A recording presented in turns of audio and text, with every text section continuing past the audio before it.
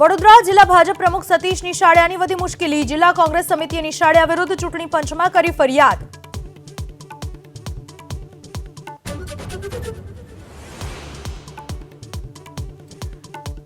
ધોરાજીમાં ખેડૂતને થયો કડવો અનુભવ, ખાતરમાંથી પથ્થર નીકળ્યાનો આરોપ। ભેળસેળ કરનારા સામે કાર્યવાહીની કરી માંગ।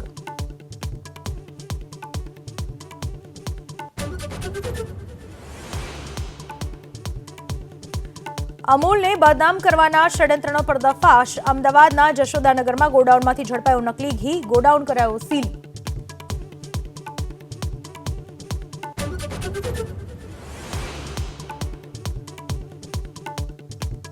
સુરત હાજીરા રોરો ફેરીમાં જીપ્સમ રોક કોલસાની 50 થી 60 ઓવરલોડ ટ્રકની હેરાફેરીનો પર્દાફાશ।